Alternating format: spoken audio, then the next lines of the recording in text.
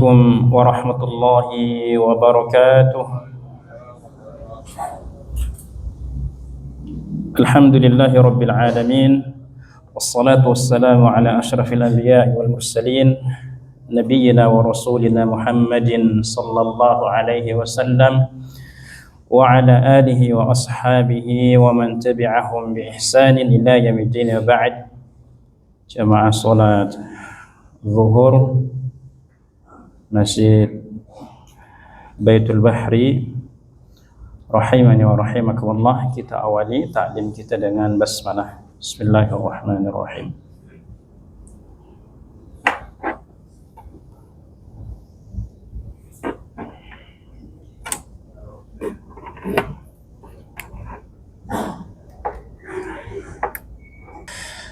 Materi kita masih melanjutkan materi di bulan yang lalu, yakni terkait dengan bagaimana kita memaknai sehat dan sakit itu adalah nikmat.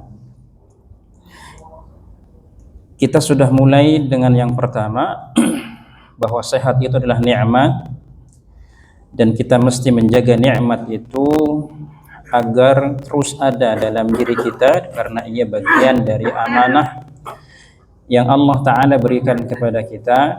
Karena ia adalah amanah nikmat sehat, maka kita jaga, pelihara nikmat tersebut. Di antara yang sudah kita sampaikan untuk menjaga nikmat sehat itu, yang pertama, kita mesti ada ikhtiar untuk olahraga. Ini olahraga yang disebutkan dalam hadis riwayat An-Nasa'i, diantaranya adalah dengan berkuda, memanah, berenang, atau aktivitas olahraga yang lainnya yang bisa membuat tubuh kita lebih sehat. Kemudian yang kedua, kita mesti jaga nikmat sehat itu dengan menjaga kualitas tidur kita.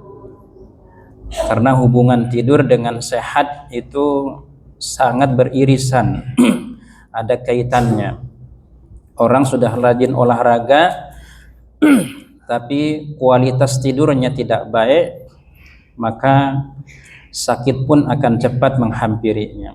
Karenanya Rasulullah SAW sudah memberikan contoh kepada kita untuk tidur lebih awal, yakni ba'da isya, ya, agar kita ini mendapatkan kualitas tidur terbaik itu ba'da isya, ya, sampai jam 1. Makanya kalau kita tidur jam 1 pasti paginya tetap capek, ya, karena kualitas tidurnya sudah tidak baik lagi. Makanya sering saya contohkan, anak kita ketiduran, bahkan sebelum isya ada ketiduran, kemudian dia bangun jam 10, jam 11, maka dia on, Pak, ya. Kita yang kewalahan. Itu karena memang kualitas tidurnya bagus, ya, tercapai. Tidur di awal waktu, tidak begadang. Ya. Ada tidur yang disunnahkan, namanya tidur qailulah, yakni tidur di siang hari walaupun kisaran antara 10 sampai 30 menit. Ya, dikhilafkan apakah sebelum zuhur apa setelahnya. Tetapi mayoritas menyebut qailulah itu setelah zuhur. Hadis berikut yang menjelaskan bahwa qailulah itu ba'da zuhur. Ya. Dahulu kami di zaman Nabi SAW tidaklah berqailulah atau makan siang kecuali setelah Jumatan. Tapi nggak ada hadisnya tidur saat pengajian, ya, walaupun setelah zuhur. Ya, kalau ketiduran, nah itu boleh, ya. Tapi kalau sudah niat dari awal, doa masuk masjidnya udah berbeda, ya. Bismika Allahumma amutu wa ahya. Itu emang udah niat dari awal, ya. Ada tidur yang mesti dihindari karena ini akan melemahkan, ya, tidur di waktu pagi. Sementara kita di waktu pagi didoakan keberkahan oleh baginda Nabi sallallahu alaihi wasallam dengan doa Allahumma barik li ummati fi bukuriha. Orang tua kita dulu membahasakannya dengan jangan tidur di waktu pagi, rezeki kita dipatuk ayam. Membahasakannya begitu. Karena memang tidak baik tidur di waktu pagi. Karenanya Imam Al-Qayyim menyebutkan tidur setelah subuh ya sangat berbahaya bagi badan karena ia melemahkan. Di antaranya yang melemahkan adalah melemahkan syahwat jamaah. Ya. Dan merusak badan karena sisa-sisa metabolisme yang seharusnya diurai dengan berolahraga atau aktivitas. Jadi sebisa mungkin ya di pagi hari jangan tidur. Ya. Ini review saja bagi jamaah yang belum mendapatkan materi sebelumnya. Ada 4 hal yang bisa menghambat datangnya rezeki. Tidur di waktu pagi, sedikit sholat, malas-malasan, berkhianat. Nah, 4 hal ini kita mukmin, muslim mesti menghindari. Ya, tidur di waktu pagi. Tapi ada yang semua orang sepakat. Ya, kayaknya ada hari yang memang bermalas-malasan. Satu kali apa 2 kali? 2 kali dalam sepekannya, Sabtu sama Ahad. Kayaknya kalau biasanya mandi jam 6 udah mandi, nah kalau Sabtu itu jam berapa? Di jamak Ustaz sama zuhur ya. Jadi nanti mandinya kalau sudah mau sholat zuhur. Ya, sepakat tuh ya antara Sabtu sama Ahad. Seolah-olah kita boleh bermalas-malasan. Padahal sebisa mungkin kita di pagi hari beraktivitas, aktivitas entah menguntungkan diri kita ini atau dunia kita, terlebih lagi menguntungkan untuk akhirat kita. Ya, hindari. Atur pola makan. Ya, untuk menjaga nikmat sehat, atur pola makan. Cukup untuk menegakkan tulang kita, untuk bisa mendapatkan makanan itu sudah cukup. Di antaranya adalah 1/3 isi perut kita itu untuk makanan, 1/3-nya minuman, 1/3-nya nafas. Kalau ada yang berlebihan, istilah kita begah, Pak. Gak enak udah. Nah, biasanya yang paling sering itu saat buka puasa, apalagi ada kalimat bersamanya. Ya, buka puasa bersama. Pakai bahasa Arab lagi kan, iftar jama'i. Ya. Apalagi di sana ada menu favorit. Ya. Kita cenderung kebablasan, seolah-olah ya kita boleh melampiaskan, kayak balas dendam jadinya. Datang maghrib, ya semua mau dimakan. Ingat, ukurannya adalah 1/3. Tentu sekali lagi 1/3 kita dengan yang lainnya tidak sama. Jamaah satu dengan jamaah yang lain nggak sama. Jangan diukur ya. 1/3 saya dengan jamaah nggak sama. Tentu kita sendiri yang bisa mengukur. Ya, ada satu ungkapan, berhenti sebelum kenyang. Itu bukan hadis, ya. Berhenti sebelum kenyang, makan sebelum lapar. Ya. Sebelum lapar makan, bisa? Bisa sebelum lapar makan? Ya. Untuk bisa orang tertarik untuk makan itu karena apa? Karena lapar ya. Makanya dia bukan hadis, ya, ungkapan saja. Hadisnya adalah ini, 1/3. 1/3 makan, 1/3 minum, 1/3 udara. Kalau kita berlebihan di salah satunya, maka akan ada efek yang lain. Atur pola makan. Dan ini syarahnya. Kita akan masuk ke poin berikutnya. Kita sudah jaga atur pola makan. Kita sudah olahraga. Kita sudah jaga kualitas tidur kita. Ada nggak di antara kita ini yang nggak pernah sakit, Pak? Ada nggak? Kayaknya nggak ada ya. Kita semua pasti ngalamin ya sakitnya. Nah, saat datangnya sakit, kita sudah jaga sedemikian rupa nikmat sehat itu, tapi tetap juga sakit. Bagaimana kita memaknai sakit itu sebagai satu nikmat? Sehingga yang muncul dari lisan kita itu bukan keluh kesah, bukan ratapan demi ratapan. Ya Allah, kenapa harus saya? Saya kan sudah rajin, rajin olahraga, rajin ngaji, rajin, semua disebutin rajin-rajinnya itu. Ya, pertanyaannya, apa enggak boleh? Ya, yang soleh-soleh ini diuji oleh Allah Subhanahu Wa Taala sebagai satu nikmat buat dia. Sungguh-sungguhkah dengan imannya?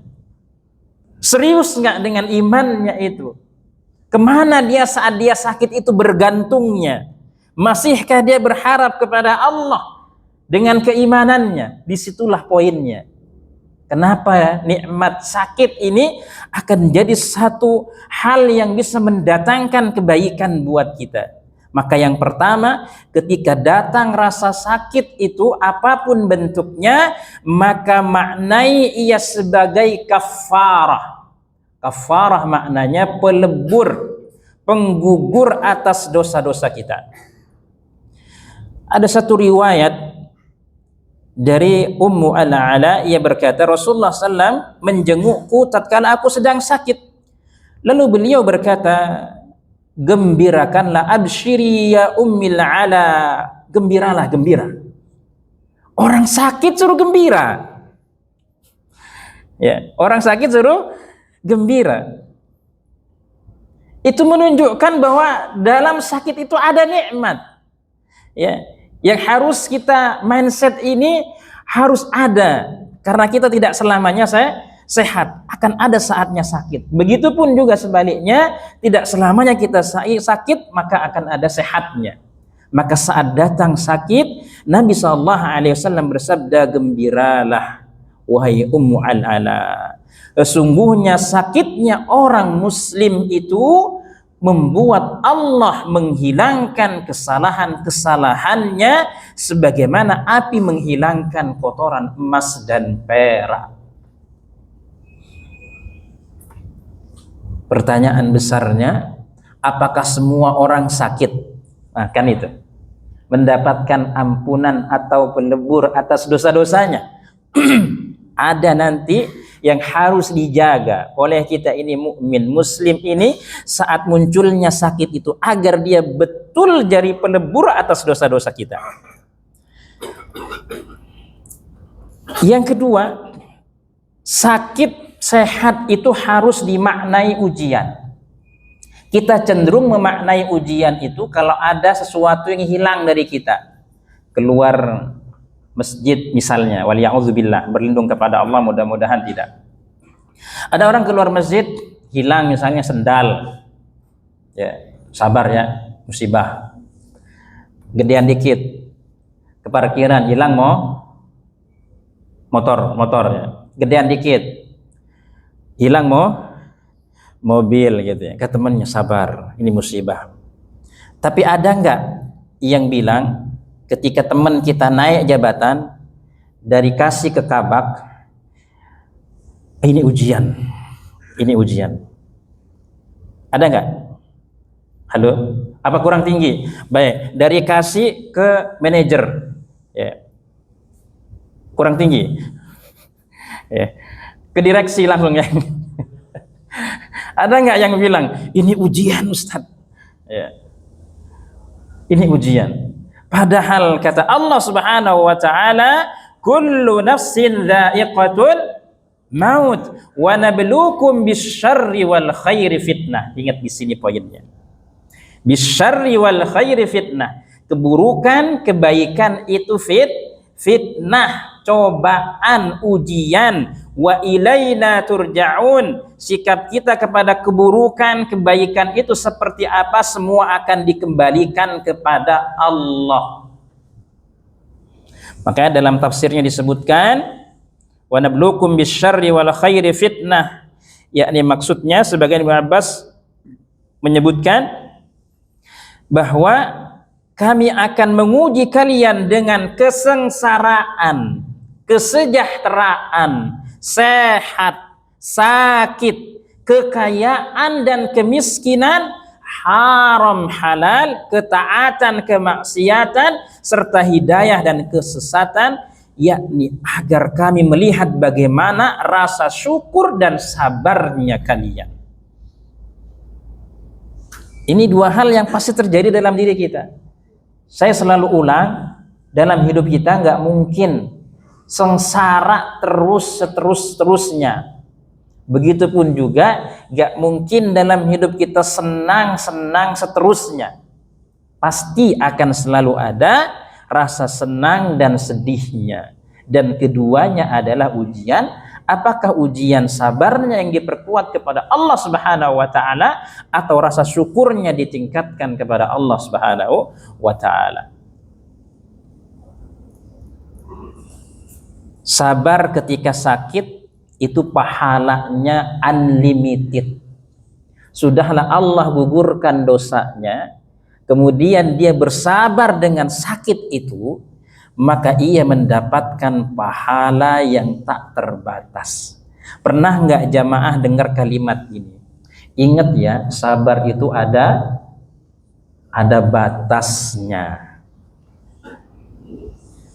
Padahal ayatnya innama yuwaffas sabiruna ajrahum bighairi hisab. Sesungguhnya orang-orang yang bersabar itu akan dipenuhi dengan pahala yang tiada hitungannya, yang tak terbatas, unlimited. Kenapa kita membatasi kesabaran kita?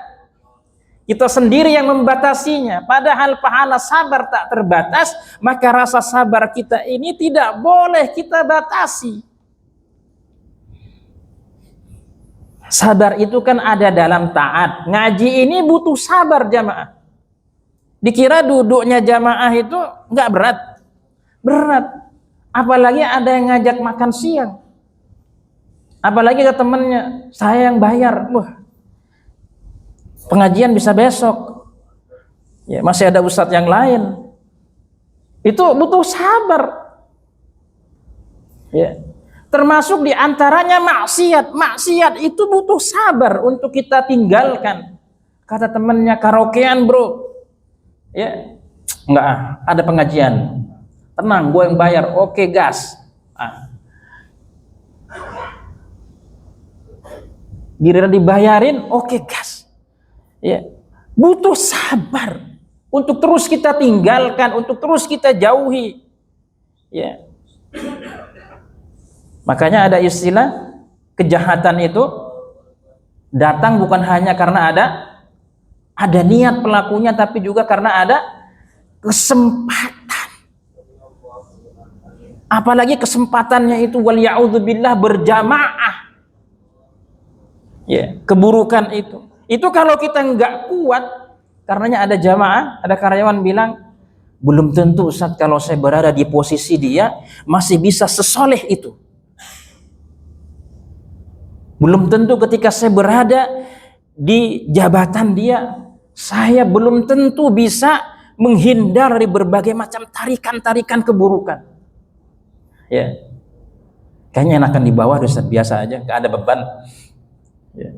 Masya Allah, itu menunjukkan bahwa sabarnya kita pada keburukan itu terus kita jaga. Dan sabar di antara yang berikutnya adalah sabar atas musibah. Sakit itu musibah buat kita, maka sabarnya juga harus dikuatkan. Ketika sakit datang, maka gembirakan dengan pahala sabar. Sesuatu yang pasti terjadi pada diri kita ujian. Ingat jamaah, sesuatu yang pasti terjadi pada diri kita apa? Ujian. Pasti kita diuji. Allah Ta'ala yang firmankan, wa nabluwannakum bisyai'im minal khawf. Pasti kalian, kita semua akan diuji. Dengan apa? Dengan rasa takut. Takut masa depan kita seperti apa, takut besok mau makan apa, sehingga cenderung orang menghalalkan segala caranya. Ya, ujian datang kepada kita. Ya, takut akan kehidupan anak-anak. Ya, ketakutan. Walju', rasa lapar. Wa naqsim minal amwal, berkurangnya harta. Wal anfus, hilangnya jiwa. Was samarat, dan berbagai macam tumbuhan makanan. wa basyiris sabirin, tapi Allah Ta'ala berikan kabar gembira bagi siapapun yang diuji. Ya, ini ada satu status jamaah yang dalam kondisi sholat, sepertinya sholat sunnah. Ada yang berdiri, ada yang ruku, ada yang sujud, ada yang duduk di antara dua sujud. Di belakangnya ditulisin, ya, ada yang lagi diomelin sama bosnya. Anda pernah lihat gak status itu? Ada yang lagi ribut sama bininya, ada yang lagi mengeluhkan bagaimana gajinya. Semua ditulisin di punggungnya, Pak, ujian-ujian itu, tapi tidak menghentikan mereka untuk dekat dan taat kepada Allah. Karena itulah yang dimaksud dengan wabasyiris sabirin, kegembiraan bagi orang-orang yang terus bersabar. Ingat konsep ujian itu dalam ayat atau hadis, kita tidak pernah diminta untuk mencari jalan keluarnya, termasuk ayat ini, Pak. Tapi sebelumnya Allah Ta'ala berikan resepnya. Ya ayyuhalladzina amanu sta'inu bis sabri wassalah innallaha ma'as sabirin. Ini resep awalnya sebelum datang ujian ini. Jadi kita hanya diminta oleh Allah untuk terus mendekat kepada Allah dengan cara apa? Dengan cara sholat dan kuatkan sabar. Allah nanti yang ilhamkan, Allah nanti yang berikan kita ini jalan keluar. Pernah nggak kita khawatir gitu, mohon maaf ya, kalau agak detail sedikit, dengan bayaran anak sekolah gitu ya, dalam perjalanan hidup. Tapi pada saatnya ada saja yang Allah hadirkan dalam kehidupan kita. Kadang kita berpikir, kayaknya kalau ada masalah itu menghubungi siapa, Pak? Saudara, besti, teman dekat, bos kita, Pak Haji, kita teleponin satu-satu. Ternyata setelah kita telepon, aduh mohon maaf, saya juga kena masalah, saya ketipu sekian M. Ya Allah, ternyata ujiannya lebih besar daripada saya. Ya, kita berpikir dengan cara kita lupa bergantung kepada Allah. Ya, memohon kepada Allah Subhanahu wa Ta'ala atas ujian kita. Kita ini semua lemah jamaah, nggak ada kekuatan. Karenanya kuatkanlah rasa sabar kita, ketergantungan kita hanya kepada Allah Ta'ala. Ini kita lewatkan. Dia akan jadi kebaikan, dia akan jadi nikmat, rasa sakit itu, kalau kita punya adab syar'i ketika datang sakit. Yang pertama, kita mesti ridho, sabar atas ketentuan Allah. Urusan orang mukmin itu menakjubkan, ini sudah sering kita dengar. Kalau datang keburukan kepadanya maka sabar. Kira-kira kalau jamaah ditanya, beratan mana, ikhlas apa ridho? Halo, ikhlas apa ridho, Pak? Kalau ditanya, halo, ridho. Kalau ridho itu memang berat, Pak. Ikhlas itu masih di bawahnya. Ridho itu sakit dia udah nggak merasa, Pak, udah nggak merasa sama sekali. Tapi kalau ikhlas itu masih ada rasa sakit. Makanya kata para ulama, ikhlas itu wajib, tapi ridho itu enggak. Kita maafin teman yang udah jengkel sama kita, dimaafin nggak? Tapi kalau ketemu dia, gimana? Mas, jangan terus story, Pak. Jadi masih ada yang nempel kan?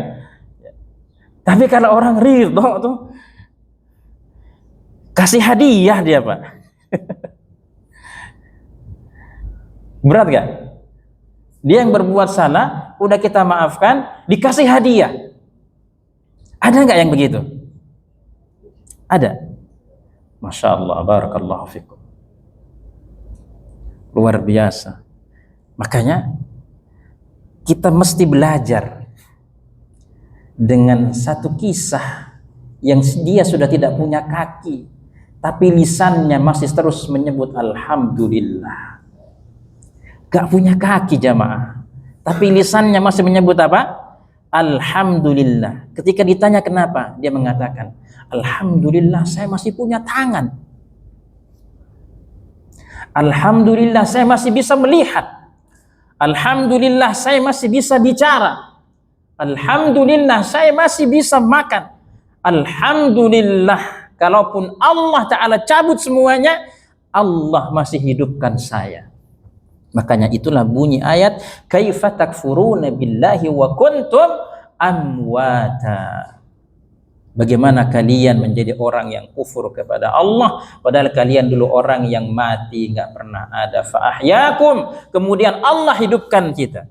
Nikmat hidup saja sampai detik ini tidak layak buat kita untuk kufur kepada Allah.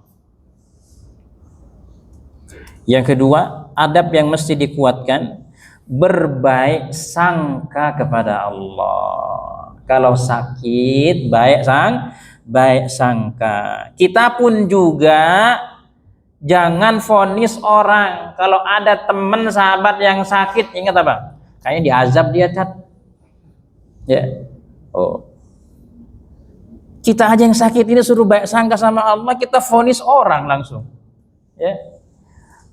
Nabi sallallahu alaihi wasallam bersabda, la yamutanna ahadukum illa wa huwa yuhsinul dhanna billahi ta'ala. Janganlah salah seorang di antara kalian itu mati kecuali dalam keadaan dia berbaik sangka kepada Allah Ta'ala. Seberat apapun sakit, kalau kita maknai sebagai ampunan gugurnya dosa kita, ya Allah, memang tidak mudah jamaah. Maka nanti ada hikmah kenapa kita membesuk orang, membesuk sahabat kita dalam rangka penguatan tadi. Karena kalau dia sendiri ya imannya bisa lemah, harus dinasihati, sudah sekian tahun sakit, maka dia sudah mulai goyah suudzon dengan berbagai macam hal yang dihadapinya.